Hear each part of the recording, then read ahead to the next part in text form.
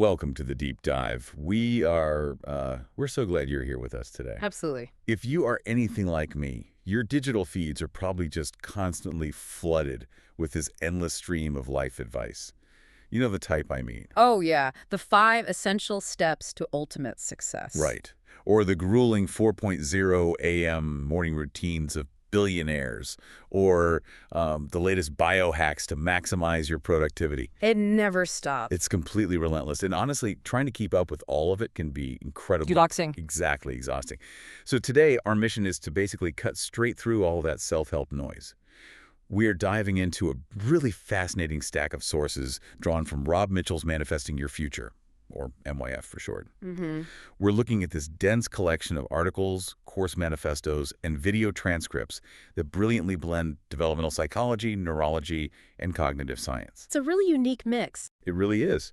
And the goal today is not to give you just another list of generic advice to add to your plate. Instead, we're going to decode the actual mechanics of how your human mind organizes reality and ultimately creates the future.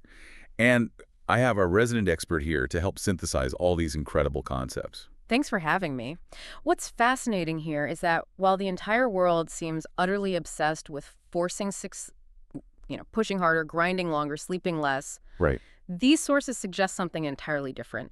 They propose that true personal power and lasting change actually come from alignment, not effort. Alignment. Yeah, it's a complete paradigm shift. Instead of aggressively trying to control your life and micromanage every single outcome, it's about finally understanding the internal vehicle that actually drives your behavior. That is the perfect jumping off point, because there's this striking quote right at the beginning of these notes that really stopped me in my tracks.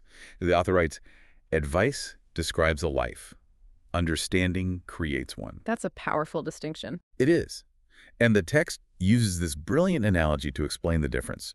It says the human mind is a lot like a car's GPS. Okay. If your internal navigation system is fundamentally confused or miscalibrated, it does not matter how powerful your engine is or how hard you push the gas pedal, you're just going to drive in circles much faster. When you view it through that GPS lens, you immediately see why standard one-size-fits-all advice so often falls flat. Yeah. Advice usually operates purely at the level of description.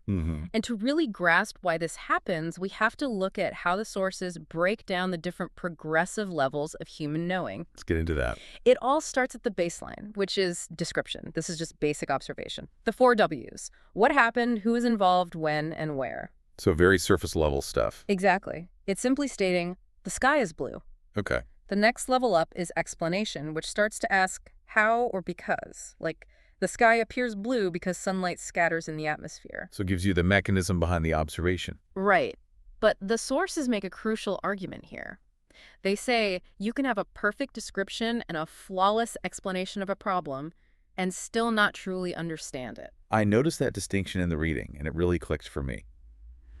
Understanding is entirely different from just having the facts. Completely different. Understanding happens when you actually internalize the pattern. It's when the puzzle pieces finally connect internally for you, rather than just intellectually on a piece of paper. Yes. And the text notes that this deep internal synthesis eventually leads to the highest level, which is wisdom. Wisdom is what adds judgment to the equation. It asks, should I take this action?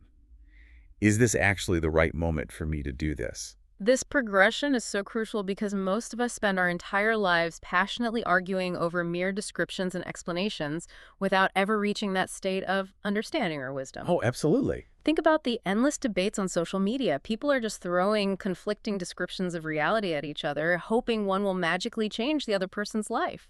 Okay, let's unpack this. Because the sources use one of the most famous philosophical metaphors of all time to illustrate this exact trap: Plato's cave. Oh, it's a classic for a reason. It really is.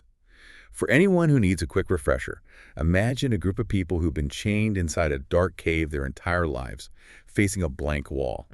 Behind them is a roaring fire, and objects are constantly passing in front of that fire, casting these huge shadows on the wall. The prisoners look at these shadows and naturally think, this is reality. Because it's all they ever known. Exactly. But it's just a description. It's literally just a shadow.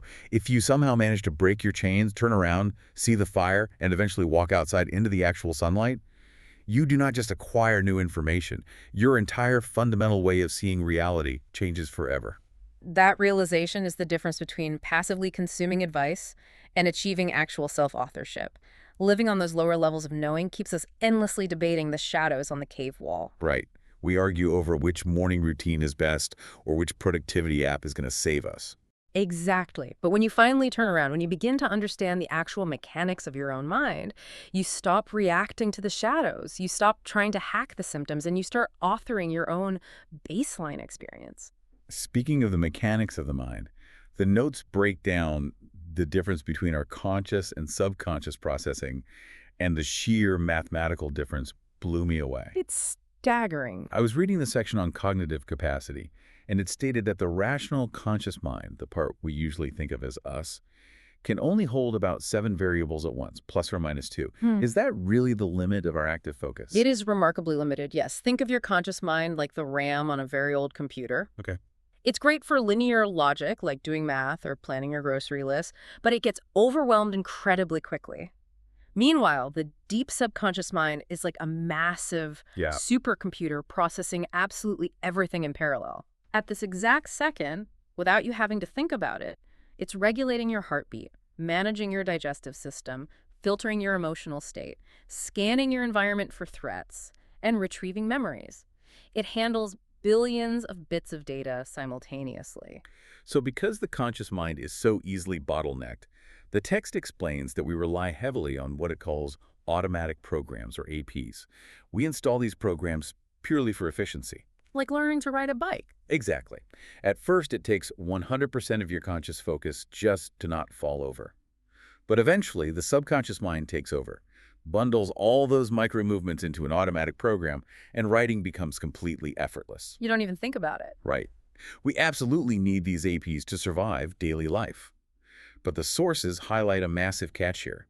Many of our deepest, most foundational emotional APs, our core beliefs about safety, our self-worth, and how we receive love, are installed long before we even reach the age of reason. Which developmental psychology generally places around age 7 or 8. Think about the implications of that for a moment. If we connect this to the bigger picture, you begin to see why traditional goal setting and sheer willpower so often fail us as adults. Yeah. Imagine a defense mechanism created by a 4-year-old. Maybe that child learned that the only way to stay safe in a loud, chaotic house was to hide and become invisible. Wow. Okay. Now, decades later, that same person is a 30-year-old executive trying to get a promotion, but every time they need to speak up in a meeting, they completely freeze. Because the program is still running. Exactly. That wasn't a conscious, rational choice made by the adult. That was the defense mechanism of a terrified 4-year-old running the show. You simply cannot logic your way out of a program that was never installed rationally in the first place. That makes so much sense. You can consciously affirm that you want success all day long, but if a subconscious program installed when you were 5 strongly associates visibility with danger, the deeper system will override your conscious intention every single time just to keep you safe. The sources use a fantastic metaphor to describe this internal battle. Imagine you need to move a massive, heavy concrete slab. Yep. Using traditional goal setting, forcing new habits, relying on sheer willpower that is essentially like standing on top of the slab with a jackhammer. That sounds exhausting. It is. You're attacking the problem purely from the conscious mind. Think about forcing yourself out of bed at 5 a.m. when your body is screaming for rest. Yeah. It's loud, it's tiring, and it creates a massive amount of friction. Right.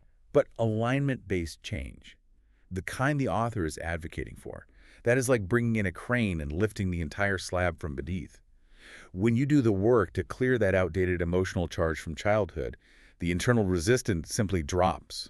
You stop fighting yourself. And a huge part of dropping that internal resistance is finally understanding the core direction of your motivation. The sources outline 2 fundamental orientations for how human beings chase goals. Let's break those down. You are either moving towards something you want, or you are moving away from something you desperately do not want. Toward motivation seems to be all about vision, possibility, and expansion.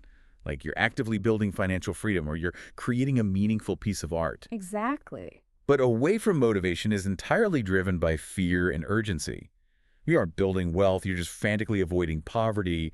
You aren't seeking a great relationship, You're just avoiding being alone. The hidden trap with away from motivation is that it inevitably leads straight into a burnout cycle. How so? Well, to be fair, it actually works incredibly well in the short term.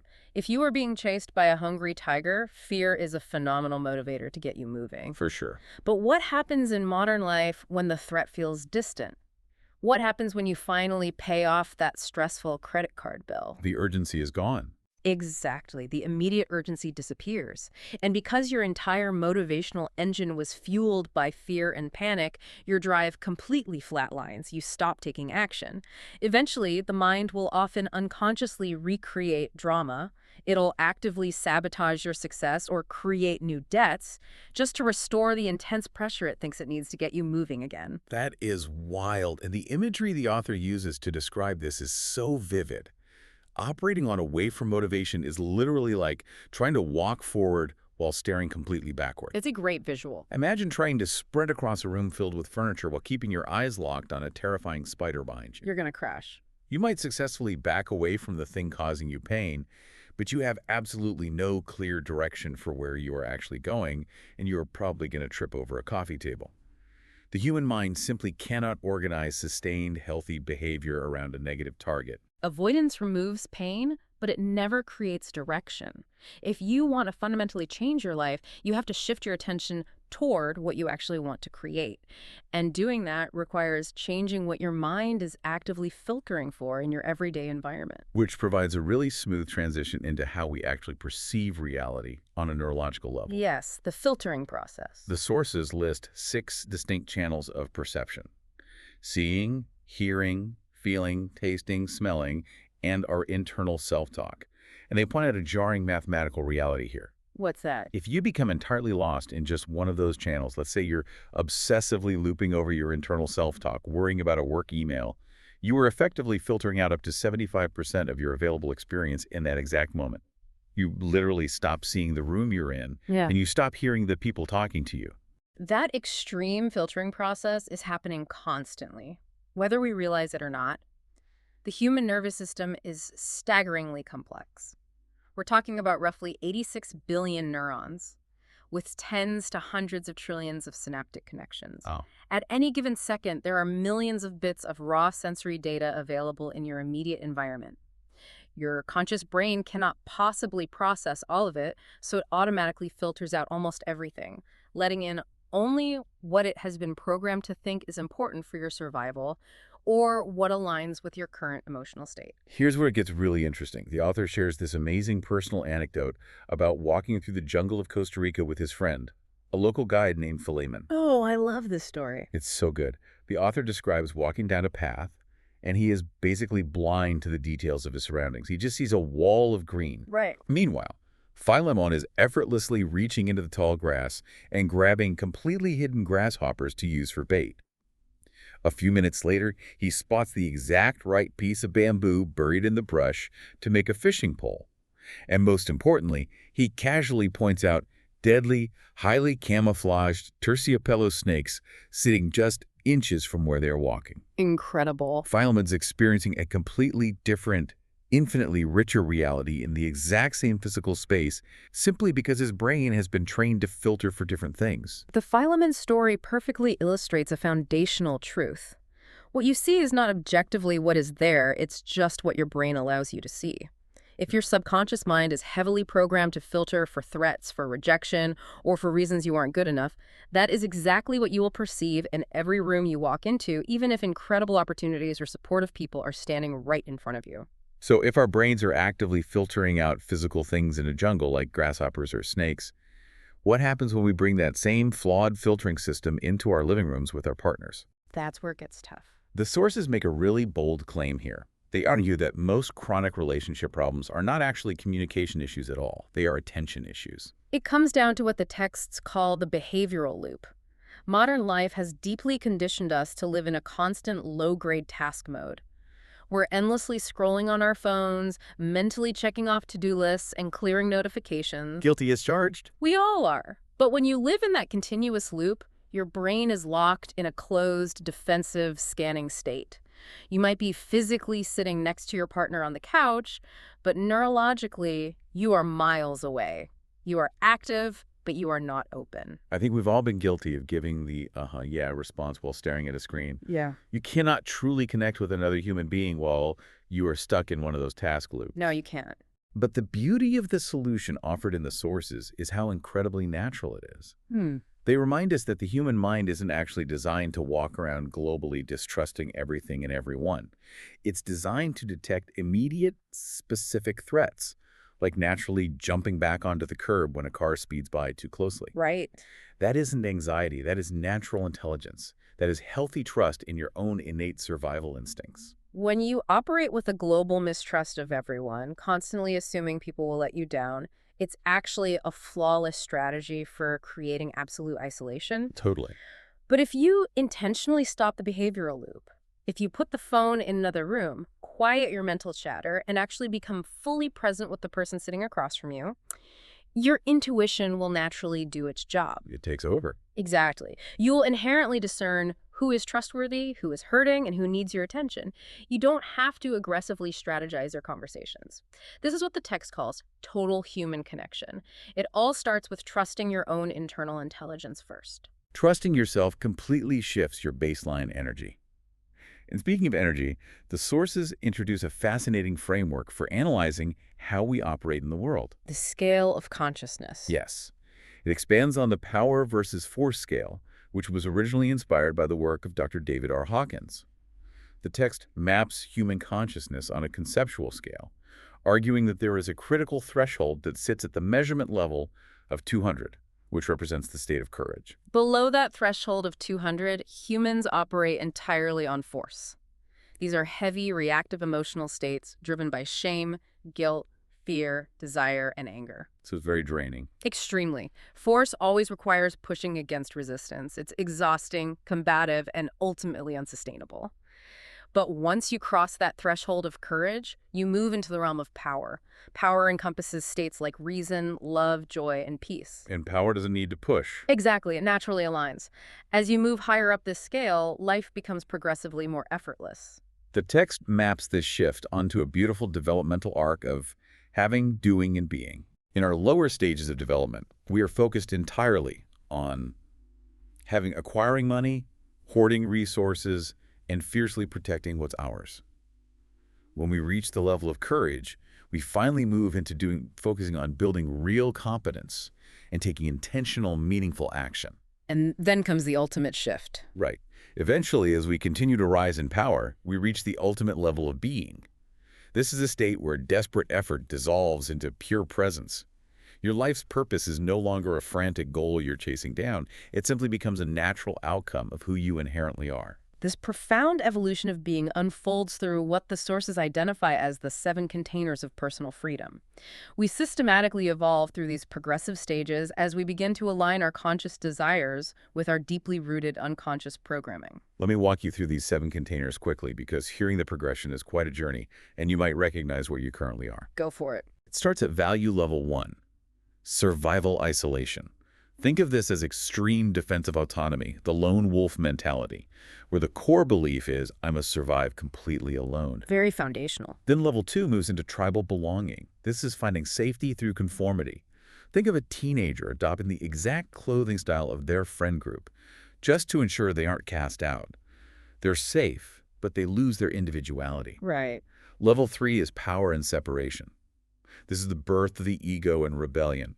It's the person who needs to dominate the room to feel secure. The fighters. Exactly. Level 4 brings order and structure. This is finding safety in strict rules, institutions, and climbing the traditional corporate ladder. Playing by the rules. Then level 5 breaks out into achievement and individuation. Think of the bold entrepreneur. They're creating their own path, finding true agency, and seeking personal success. Moving from doing into being soon. Yes, because level 6 shifts the focus to connection and inclusion. This is the community leader who seeks deep harmony, empathy, and compassion, far above ruthless competition. And finally, level 7 is integration and wholeness. This is ultimate ecological freedom, a flow state where you operate seamlessly and powerfully within your environment without ever losing your sense of self. This raises an important question, though. Okay. If the higher levels are so much more peaceful, why do so many intelligent people get permanently stuck in the lower containers? That is the million-dollar question. The text points out a crucial psychological insight. Lower levels literally cannot see or comprehend higher ones.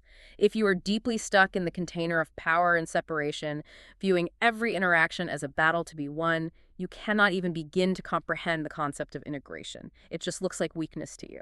Wow, that makes a lot of sense. This is exactly why we cannot just force our way up the ladder through sheer willpower. We have to actively integrate our fears.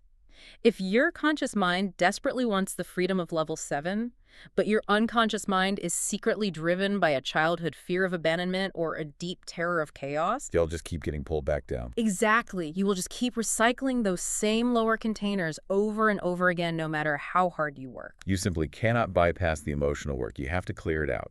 And actually, the sources provide a really incredible, highly practical way to experience a brief taste of this clear, present state right now. Oh, the eye exercise. Yes. Hmm. So if you are listening to this and you are not driving a car or operating heavy machinery, we invite you to try a quick real-time experiment with us. Right where you are sitting, I want you to gently direct your gaze upward. Pick a point just above the center of your eyes, maybe a spot near the ceiling, or just an imagined point in space. Keep it soft. Hold that upward gaze softly for a few moments. Just breathe. And notice what immediately happens to the frantic internal chatter in your head. The physiological science behind what you are feeling right now is absolutely fascinating. By physically looking up in that specific way, you are directly stimulating the supranuclear gaze centers located in your midbrain. Okay, the science words. I know. Specifically, you're activating areas known as the RIM MLF and the INC. But in everyday terms, think of these areas as a biological switch. A switch for what? Sustaining this upward gaze reduces the activity in your brain's default mode network, which is the network responsible for all that anxious, looping mental chatter. It literally forces your nervous system to shift into parasympathetic dominance. Meaning.